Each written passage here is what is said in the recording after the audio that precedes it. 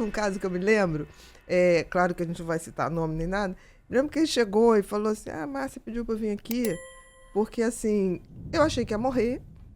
Isso foi no início, meado da década de 90. Eu achei que ia morrer. E aí eu larguei o trabalho e vou realizar meu Essa sonho. pessoa está viva. Eu sabia que estava vivo. Vou realizar meu sonho, dar a volta ao mundo. Aí tá. Aí eu falei, você deu a volta? Dei. Eu falei, que bacana. E agora? Pois é. Aí eu gastei tudo dando a volta ao mundo. E agora? Eu tô aqui, o que eu vou fazer na minha vida? Entendeu? Porque isso acontecia. Porque era tão As certo pessoas que ele ia achavam, morrer, que ele achou que vou fazer tudo que eu tenho que fazer e depois é só esperar a morte vir. A morte não e veio. a morte não vinha. Exatamente. Teve um paciente também, que também está vivo, que ele falou assim, eu dei tudo. Eu dei os quadros, eu dei meu carro, eu dei a televisão. Eu falei, você não vai morrer. Lamento assim, te informar. E agora? Eu falei, não sei. Você vai ter que se reinventar. Você pede de volta, você trabalha de novo, porque você não vai morrer. Uhum. Era interessante, porque as pessoas era uma sentença que o paciente se atribuía. Chegavam com essa mentalidade. Essa mentalidade. Eu dizia assim, você não vai morrer. Porque não, tem tratamento. Teve uma época que eu falava assim, alguém falava assim, trata com a Márcia, vai morrer não, meu filho. Vai muito ter que interessante. pedir para morrer. E tem uma história que eu coloquei que chama feitiço virou contra o feiticeiro, alguma coisa assim. O paciente chegou e falou assim, ele tratava com outro médico e chegou super deprimido. E aí eu comecei a conversar e falei assim, olha, esse teu tratamento está errado, vamos consertar que vai dar tudo certo. Uhum. E aí ele um dia chegou e falou assim, Márcia, eu estava escrevendo, ele falou assim, o médico morreu. Aí eu falei, eu não lembrava da história. Sim. Eu falei, que médico? Ele falou, aquele que disse que eu tinha 6 meses de vida ou 10 meses de vida, uma coisa assim.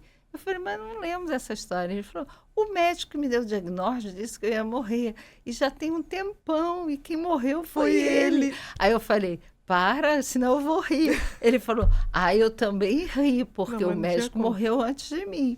Aí eu falei, pois é, e ele está vivo até hoje. Ele fala sempre, ele diz assim, Márcia, tem muitos anos, eu não morro. Eu falei, nem vai morrer disso. Meu filho, não é a hora. Você vai morrer porque todo mundo vai morrer. Porque um dia todo mundo morre, igual o Herbert Daniel falava isso. Exatamente. Ele tinha uma coisa incrível, que ele dizia assim, antes de começar, eu queria perguntar quem dessa sala não vai morrer.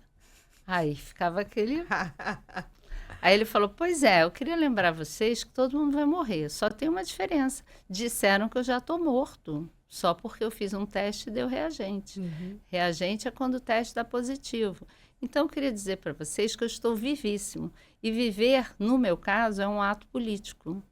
Eu queria informar que o médico me deu um diagnóstico em 40 segundos. Ele disse que o meu exame estava positivo e disse que eu podia viver o máximo que eu pudesse, porque não tinha nada para ser feito. Então, a minha vida é um ato político. Enquanto eu estiver vivo, eu vou celebrar a vida e a morte não me interessa. Eu sempre perguntava, Daniel, você não está pensando nisso, não está preocupado com a morte? Márcia, eu não tenho tempo para pensar na morte. Ela vai vir. Eu tenho que pensar na vida, porque tudo que eu tenho para fazer não vai dar tempo. E eu quero deixar coisas prontas para quem não tem como fazer o que eu faço. Ele estava sempre preocupado em deixar tudo pronto, de fazer coisas pelo grupo. Era uma pessoa incrível, impressionante. Eu aprendi muito com ele. E ele sempre falava isso. Eu fico pensando, pena quem... ele falava umas coisas assim, pena quem faz coisa comigo, porque aí vai sentir minha falta, né, Márcia? Ele era incrível. Vai odiar, não me ter para odiar. E aí ele não deprimia, ele ria o tempo todo. Eu nunca vi aquela pessoa ficar triste um dia. Então, eu aprendi com ele a importância de celebrar a vida, porque a morte vem. E isso também me marcou muito, porque mesmo os pacientes que estavam graves morrendo, eles riam, eles brincavam, eles queriam assim, alguns falavam assim, Márcia, eu tenho que realizar meu último desejo. O que é? Eu quero desfilar. Eu falei, você está dentro do hospital, como é que você vai desfilar? É um pedido um pouquinho exótico. Aí, assim, Márcia, eu tô falando sério, arruma um jeito. Aí eu, ai, tá Meu bom. Deus. Aí eu andava para lá e para cá e pensava, como é que eu vou arrumar um jeito para ele desfilar? Aí eu entrei na enfermaria. Que dia é o desfile da tua escola? Dia tal. Falei, tá bom, vou pensar. Aí ele foi desfilar. Eu falei, vamos combinar uma coisa? Você não vai morrer na Marquês de Pelo Sapucaí? amor de Deus. Aí ele falou, se eu morrer na Marquês de Sapucaí, não tem problema. Eu morro feliz. Eu morro feliz. Eu falei, não, não faz isso não, que eu vou ficar me sentindo culpada porque eu te dei alta, que você está dentro da enfermaria, eu estou te dando alta para você desfilar no carnaval. Aí ele falou, Márcia, por favor, deixa eu desfilar.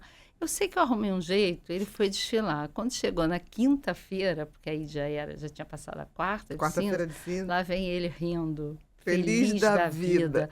Aí eu termino a história contando assim, a cara dele de feliz foi, eu estava vendo e a minha certamente estava lá, porque foi uma realização.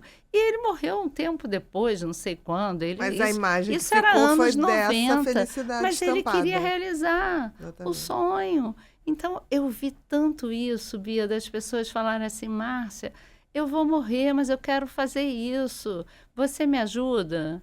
E eu aprendi isso, a importância da vida, mesmo na hora da morte. A dignidade da morte. Mesmo diante da morte, a dignidade da morte. Eu Porque a aprendi morte isso. é uma etapa da vida. Claro, gente. De todo mundo. E por isso que, até recentemente eu falei sobre isso, que os jovens estão esquecendo de valorizarem exatamente a vida e estão se drogando, estão se anestesiando, estão usando drogas, metanfetamina vicia numa rapidez absurda e eles misturam ketamina com cocaína que mata muito rápido, eles misturam...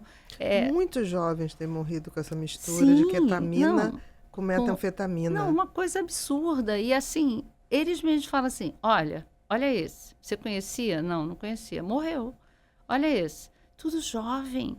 Eles estão acabando com a própria vida. Quer dizer, a vida perdeu sentido, a vida perdeu valor.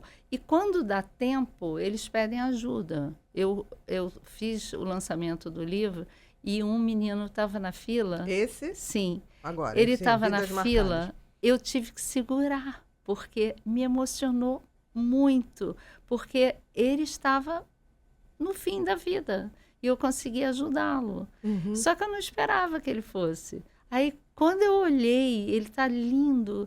Quando eu olhei, eu falei, conseguiu uau, sair dessa mistura? Conseguiu. Difícil. Era metanfetamina com cocaína e álcool. Nossa. Ele estava detonado. Detonado. E aí, foi muito... Assim, a família não aceita, porque ele é gay. Uhum. A família não quer saber dele. Ele é muito só. Então, foi um... Sabe aquela coisa de acolher? De, como é que você está? Atende o telefone que eu vou te ligar. Sabe, toda hora vira meio mistura médica com tô aqui para você.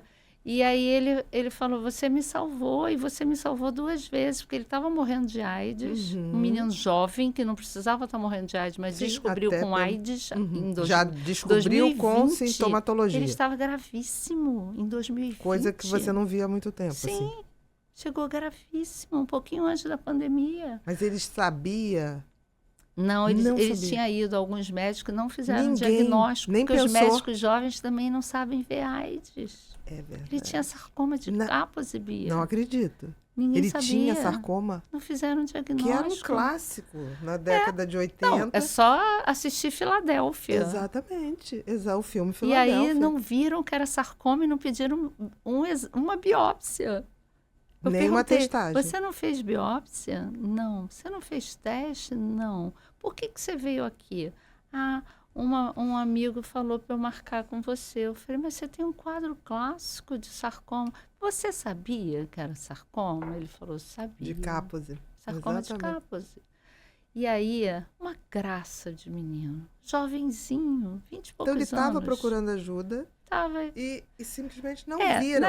Não viram. Ele estava naquela coisa de indo ao médico do convênio, foi no posto, sabe essa coisa que vai passando?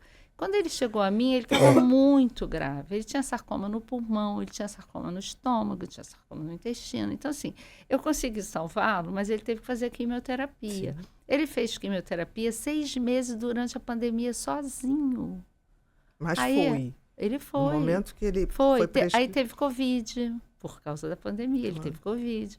E nisso, a oncologista que eu escolhi para ele é um amor de pessoa, super acolhedora. E aí ele, não sei o que deu, porque ele nunca tinha usado droga, deprimiu. Passou por isso tudo sozinho, depois deprimiu. E aí eu falo, marca um psiquiatra. Eu não vou, sabe? Aí chora, sabe aquela coisa de criança? De criança. Aí, conclusão, se meteu com droga, com metanfetamina, que vicia igual crack. Nossa. É muito rápido. É a mesma velocidade. Aí ele quase morreu das drogas. E aí eu consegui tirá-lo. Aí ele falava assim, parece que você adivinha, porque você ligava na hora que eu estava para morrer, sabe assim, tipo, já não dava mais. E aí ele conseguiu sair disso. Ele está ótimo. Isso é um Oscar, né? Assim, Sim, você nossa, vê essa transformação, é uma salvação. né?